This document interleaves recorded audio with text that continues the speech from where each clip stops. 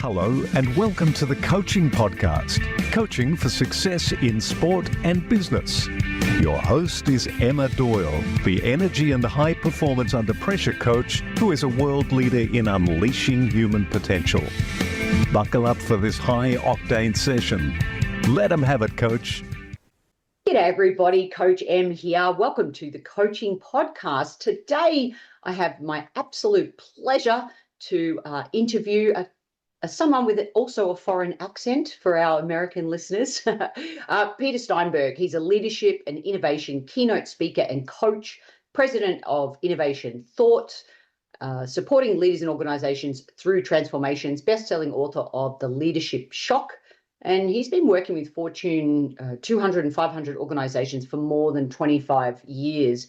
The one thing I love as well about having you on the show, Pete, is you've got the sporting background, leading the US women's rugby to 2 World Cups and also being an Olympic coach at Rio there, as well as the leadership. This is what this podcast is all about. So our pattern break question to kick it off is, so welcome to the show. And if rugby was a shape, what shape would it be?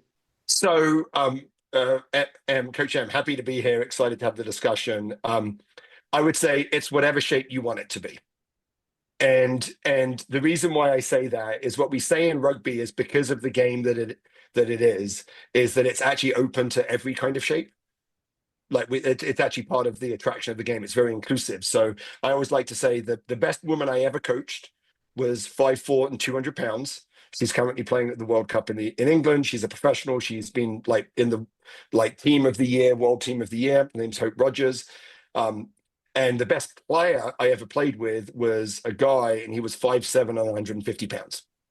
And so you can be tall, you can be short, you can be squat, you can be thin. Like rugby is for all shapes and sizes.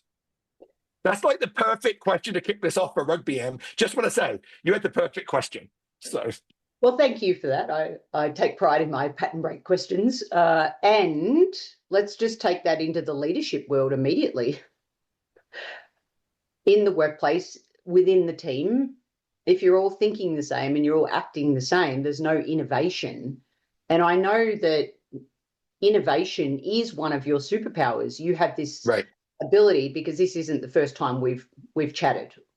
I'm so excited for this conversation because one of the things you said you love to do is go into organizations, chat with the C-suite and really get into the challenges that they are facing so that you can put something together to maximize the potential of their people.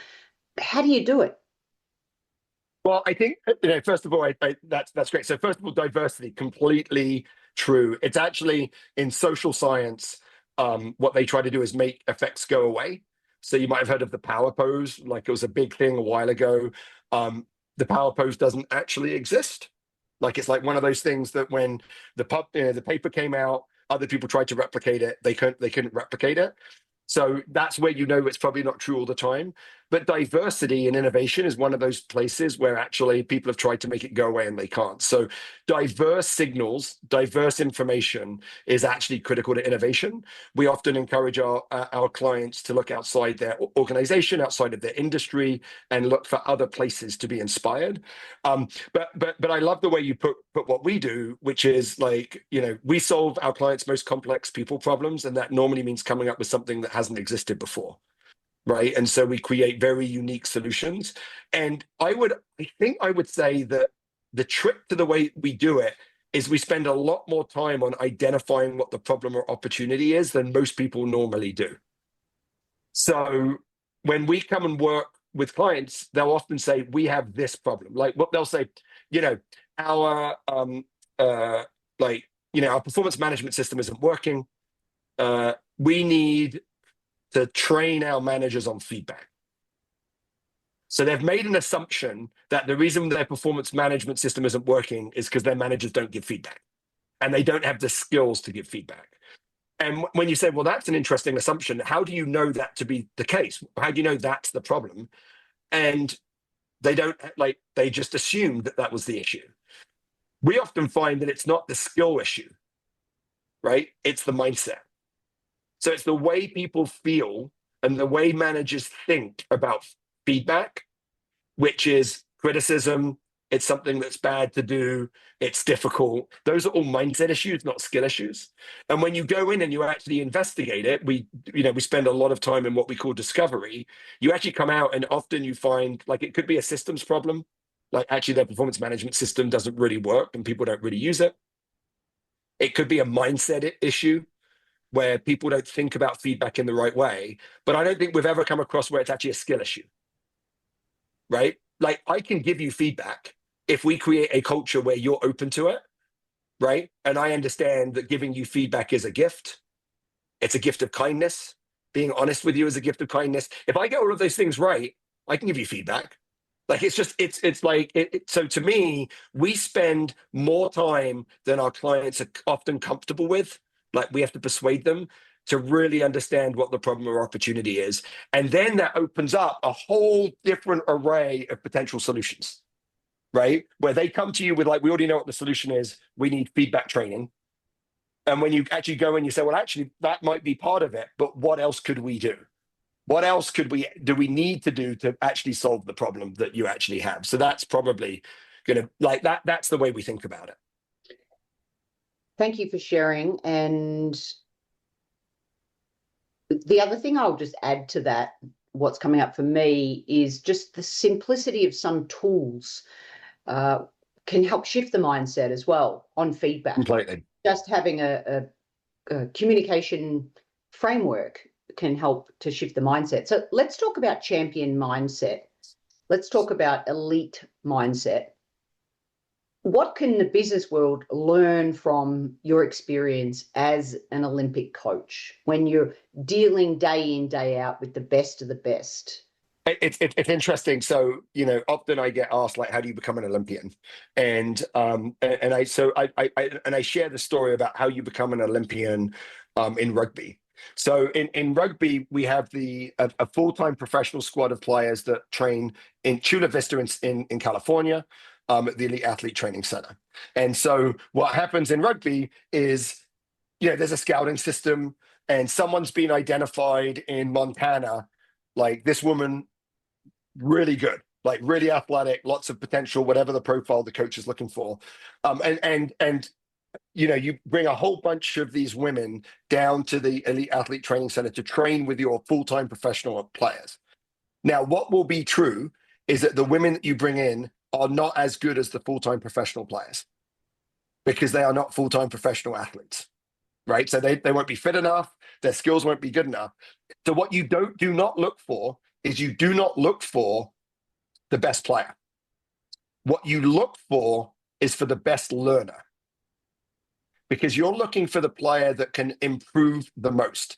And so through that week, what you're looking at is what are their behaviors? Do they set goals for the day, right? Are they asking for feedback, right? Are they asking for feedback from the coaches, from the other players? Often, like I look for journaling. Do people at the end of practice sit down and write down what they've learned? I'm looking for whoever is the best learner. And then those athletes go away again. And then they come back 3 months later. And the question is, did they take what they learned and did they apply it?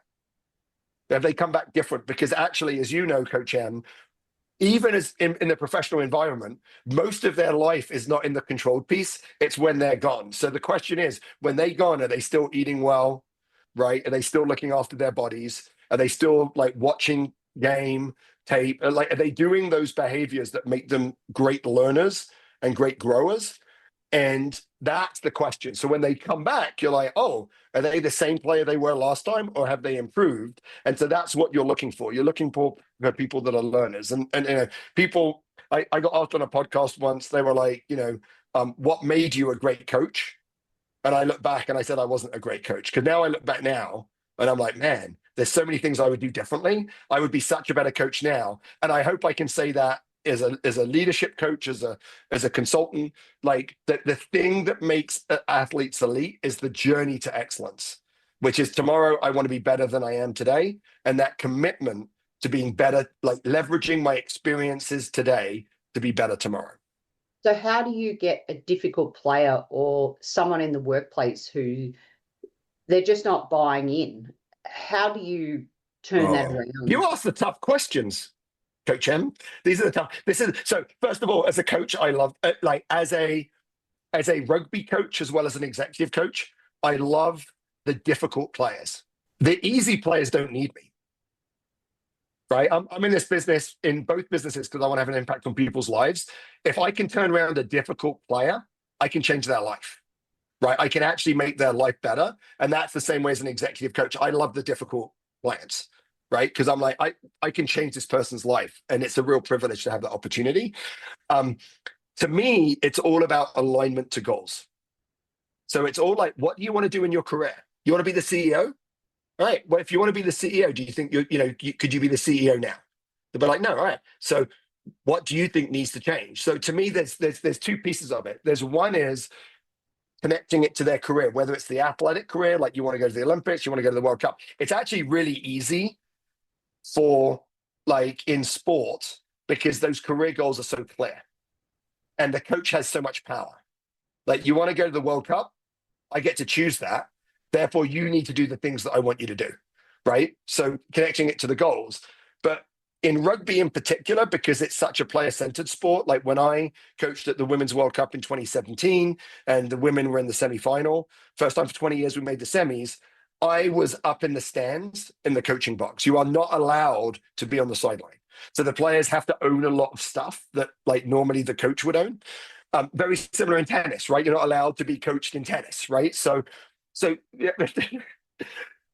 kind of. But the idea is that, so one is connect their career goals. The second thing is get them to own their development, right? And so if whether you're as a coach or whether like a sports coach or whether an executive coach, I want them to come up with their plan that I hold them accountable to.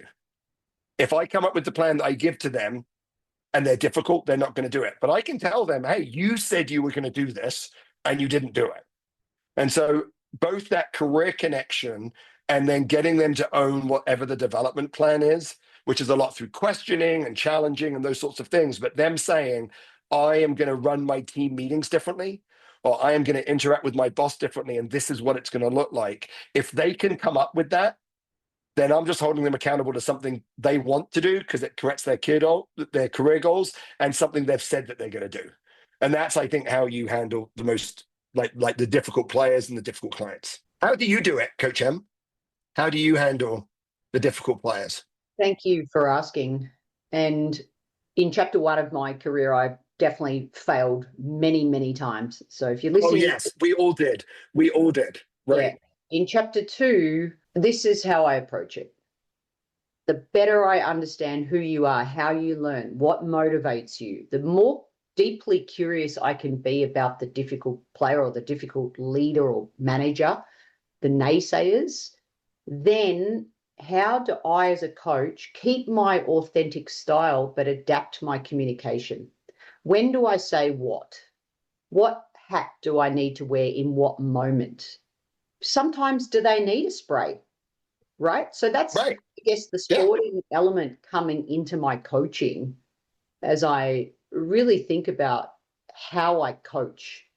And it is more and more not about me. Yeah. Which leads beautifully into leadership shock. The authentic leadership model that you talk about. Tell me, can you think of a moment in either sport or business where you witnessed a leadership shock? Obviously, that's the title of his book, by the way, everybody. So it was a nice segue into there. But can you think of a time where, boom, and can you tie that into sort of building on what I just said around the authentic leadership model? Yeah. So yeah, this is a great tie. So leadership shock is actually, it was coined by a professor at the University of Colorado when I was talking to him when I was first thinking about the book. I was working with the CEO of a global consulting firm. And well, before I worked with him, I was running a session for his leadership team, a workshop. And his chief of staff came up to me afterwards and said, hey, the CEO's calendar is booked for 6 months. And I was like, so he's busy. And she said, no, literally, There was no time on his calendar for 6 months. And she said, have you seen that before? And I said, yeah. And she said, do you think you could chat to him about it? And I'm like, sure, I think I know what's going on. And this was like really the first really senior executive that I took through the authentic leadership model. It was like 12 or 14 years ago now. And so leadership shock and the term came out from this CU professor, where leaders are having meetings, right? They're delegating, they're setting visions, kind of, but nothing's really moving because they are in shock. Like, it's a little bit when you're human, when you're like, you're in shock and you can breathe, your blood pumps, but you can't do anything. And I kept coming across leaders in this space where they like, I've been in this role for 6 months, I haven't been able to do anything. Like, I feel like I have no control over what I'm doing in my role. And when I realized it was often related to a transition when someone came into a new role or a changing context, like same role, but my boss had changed or we'd reorganized.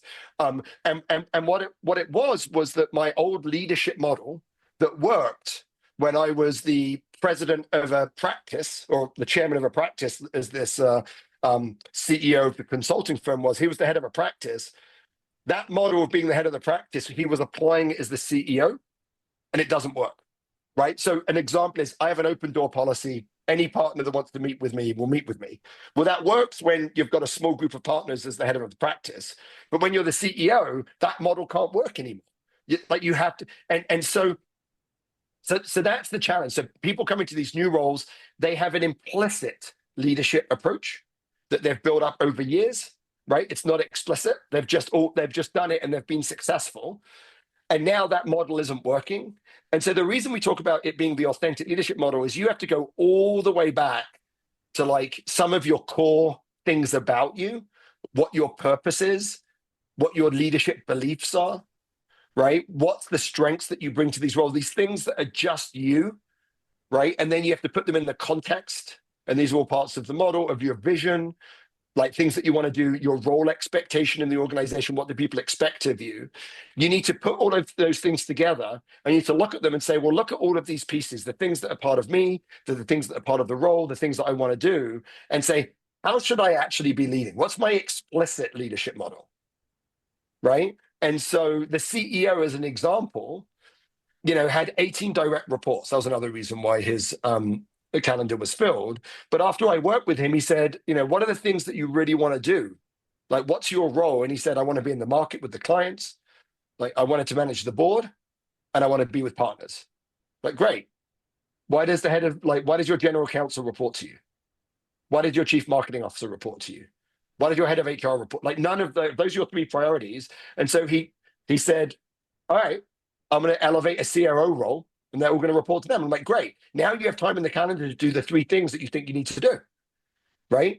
And so I think there's this, like, the core thing about the authentic leadership model is it makes your implicit leadership approach explicit, and therefore you can be intentional about how you lead. And that's probably another thing I think elite performers do, is they have an intentionality. Like, they know what they're doing now and why they're doing it. And I think the natural performers don't have that.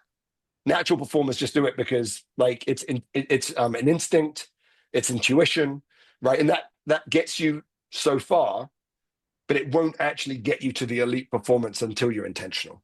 Yeah. In 1 to a maximum of 3 words, what do you think makes a great coach? Oh, geez. That's 2 words. Oh, geez. Not about you. So, like, to your point, Em, I think great coaches, it's not about me. I try not to be in the team pictures of the rugby teams I coached. If you look at team pictures, I'm not in it because I'm not a player. I'm a coach, right? It's weird. Like, we're both from different sports cultures, but it's like you and I actually have had this conversation where it's kind of weird in America because coaches are really idolized more than players often. Like, when a team wins the Super Bowl, like the trophy goes to the owner and then to the coach. Well, I'm like, that's just weird to me. Like the coach wasn't on the field playing, why would they get that? And so, to me, great coaches always make it about others, and it's never about them. So I think not about you is how I would categorize that. Which sort of leads beautifully into a conversation about culture. I know that you love working and shifting cultures within business. What's one of the, say, 3 critical steps in when you know the culture is not good? How do you turn it around? I think the number one step is you need commitment from leadership. Like I'm actually a little wary of like organizations that have the chief culture officer role, because I think that's the role of the CEO. Because the role modeling that happens at the leadership is one of the key inputs to how people will behave. So I think part of that is so part of it is leadership buy-in. The second thing is you want your organization to design your culture with you, right? So don't come in and be like, oh, Amazon does this, so we're going to do it, right? No, like your culture. And the third thing is I think culture is contextual to your strategy. So your culture should be in service of what you're trying to do as an organization. It shouldn't sit separately. So if you're aligned, like if you understand what your strategy is, and so a lot of companies that we work with don't have clear strategies, and they'll say our culture's bad. Or not bad. Most people don't say our culture is bad, because most cultures aren't bad, right? Like it's people, but they'll say like our culture isn't high performing, or they'll say, our culture, isn't open, right? Like people aren't honest. Like there are things about it. And so my question is, well, how does honesty in your culture help you meet your strategic goals? And they can't articulate it. And I'm like, well, if you're a leader of an organization and you can't articulate the connection between culture and strategy, I'm pretty certain your frontline supervisors can't. And so to me, that's the contextual piece that I think is really important. So I think, making sure that leaders are bought in to role model it, whatever you want to do, really thinking about strategy and then co-designing that culture with your organization by giving them voice, I think is probably the 3 things. Yeah, fantastic. I really love, especially that last piece. Not many people talk about that connection.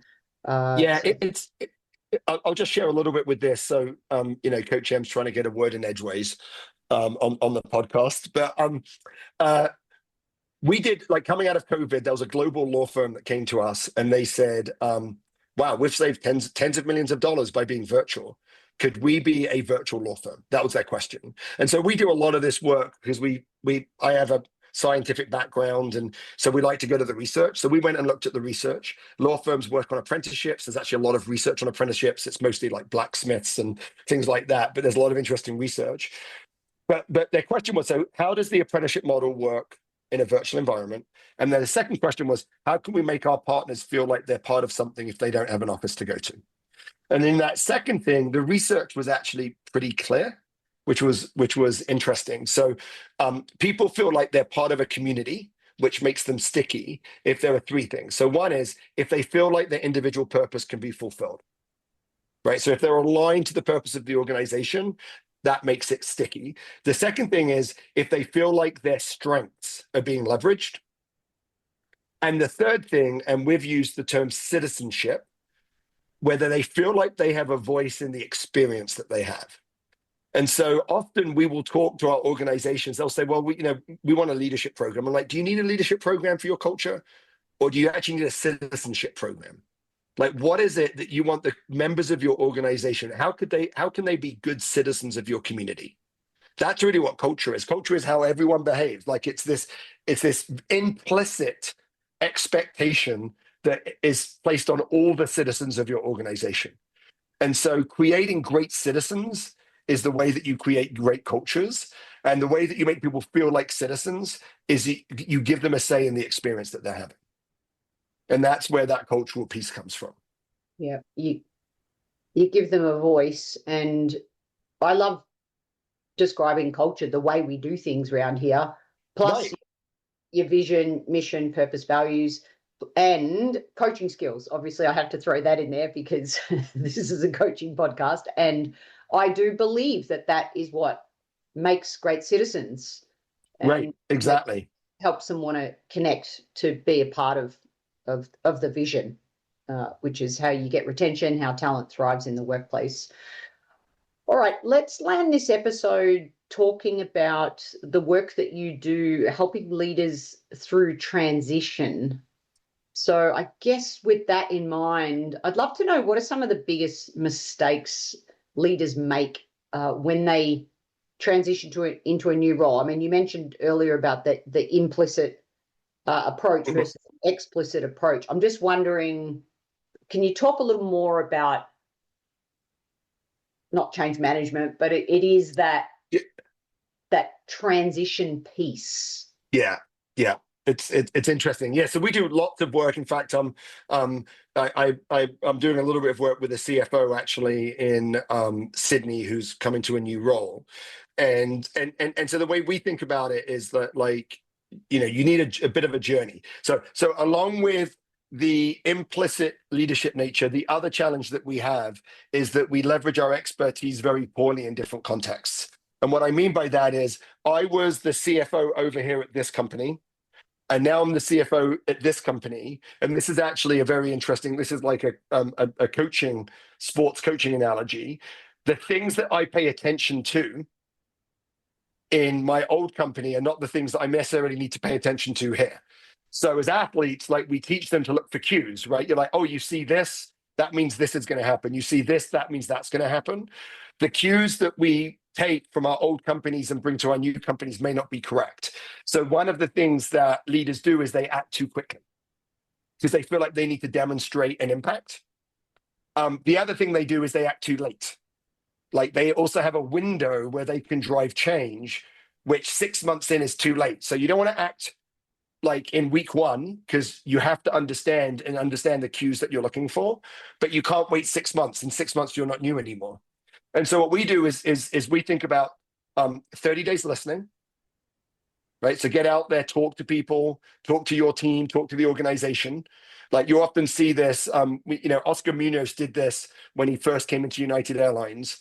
And I recently did a Q&A with Oscar, amazing speaker. And he talks about, like, he went out and he went to airports and he sat down and talked to people, right? Guys, so the 30 days listening so you can really understand. And then we say 30-day analyzing. And I encourage leaders to not do that on their own, but with their key stakeholders, to test hypotheses, to be like, hey, I heard this, I think this is happening. What do you think? Right? To test those hypotheses. And then you get 30 days acting, right? So that's all within the first 3 months. The key thing that you need to do in conjunction with that is to, like, what we would say is build your authentic leadership model, but really understand what you're trying to accomplish. And in part of that analyzing and acting is your team. Leaders, especially when they come into new organizations, are reluctant to change too much of their team, because what they want to do is rely on the experience of their team within their organization. But I will tell you that the biggest, and this is especially true at the C-suite, like, it's the CEO. There was a CEO I worked with, I talked to him earlier this summer, and he's finally got his team in place that he really believes in. That's 2 years after he took the role. Right? Because it's hard. You can't come in and be like, well, this person's been in this role for 10 years, but I don't think they're the right person. And you don't trust your, like, intuition with that. And so you keep them. And then that actually means that, like, they're not working. Your relationship with them isn't working. That means the team isn't functioning. And so I would really suggest, like, when we work with people, we ask them to be really ruthless in who's on their team, because that's actually going to be the key to their success. So that's the way that we think about those transitions. And could you share one last story? I've heard you talk about this and I love it, in relation to team not having the best players on the field, but you're still able to either sabotage your opponents, is the story. Hopefully your wheels are turning, which story I want you to share about rugby, because it really does bring, I think, everything we've spoken about home on this episode with that one story. Do you know which one I'm talking about? I'm not exactly, but I'm happy to share a lot. There's a phrase that came from a great rugby coach in America called Jack Clark. And so Jack has coached at Cal for a very long time, and it's by far the most successful rugby program in the US. And so when Jack's recruiting players to his team, what he says is, if I recruit the wrong member to the team, they beat me every day. And if I don't recruit them, they only beat me once a year. Right. And so that to me is like that's where team selection often when we come in. So first of all, I think it's really hard to create high performing business teams because we don't select them to be great teammates. You know, the trick is if you get the right people on the team, you can outperform other teams, even if they're not as good players. Right. Even if they're not the best. And I actually we talked about difficult players. I like to differentiate difficult and disruptive. So difficult players I can deal with. That means just the way they communicate is hard for you, or but disruptive you can't have on your team because disruptive impacts others' performance. And so I think being really intentional to make sure that you are able to differentiate between those two, but making sure that you get the right players on your team is, I think, really, really critical, because team is a multiplier. It's a multiplier of potential. That wasn't the story you were asking me for, so I don't know if you summarized the story. It was about a team you were coaching, and basically they were, you got to the final. They weren't as good as the other players, but you were able to come together in that moment, sabotage their game, bring their level down. You still lost, but it was I mean, you got within a couple of points. I now know the story you're talking about. So this is the Penn State women's team. So in 2004, we won the national championship. It was our third national championship. We were going back to the final in 2005, and we played Stanford. And we're defending national champions, and Stanford beat us by 40 points. So for the American listeners, rugby is the ancestor of football. The reason it's called a touchdown is because in rugby, you have to touch the ball down. You might have always wondered that. Now you're more interesting in cocktail parties because you have this trivia. So they beat us by more than 40 points. That's a blowout, right? And but we were the defending national champions, so we were just shocked. So what we did is we came back and we actually said, all right, well, they're much better than us. What do we do? And we looked at absolutely everything that we looked at: how we recruited, how we trained, our physical performance, our culture, our leadership team, how we run practice. We looked at everything, and we said, we have to, this is the only way that we can do it. And so we go back to the playoffs in 2006. We're scraping through. I think we just about beat Air Force in the quarterfinals, and Stanford is beating everyone by 60 points, everyone. And so we scrape into the final. And we're playing Stanford again. And it's an 80-minute game in rugby. There's 5 minutes left. And we're winning. Something like 10-12, really close game. We're winning. They have a woman on their team called Jess Watkins. Jess played rugby for the US, was an amazing rugby player, better than anyone that we had. But we had been able to hold her down. She had not broken free. She was just super fast. By the way, rugby wasn't the most impressive thing that Jess Watkins ever did. She became an astronaut. The second astronaut that played rugby for America, just so you know. So little girls out there, you want to be an astronaut, maybe playing rugby might be that pathway to it. But anyway, with 5 minutes to go, Jess gets the ball. We've held her down. We're tired. She scores. They win. We lose. Team's devastated for about 30 minutes. And then they were like, wow. No one else thought we could even be close to these guys. Our performance, that was as good as that team could. That was one of the best teams I have ever coached. And so sometimes our metrics are wrong. Winning team, good team, losing team, bad team. That team lost, but was amazing, and actually set a platform. The following year we came back, so we reviewed everything again.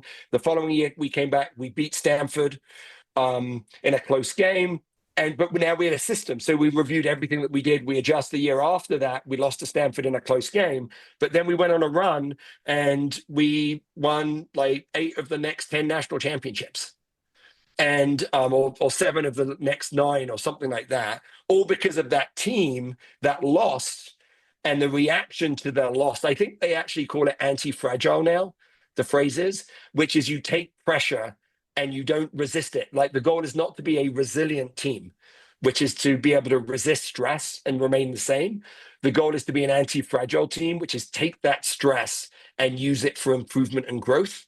And so I didn't know that phrase back then, but that team was anti-fragile and kicked off and had a legacy of players that played 10 years after them that won a national championship, but it was their culture and their commitment to excellence and continuous improvement that lasted throughout that program.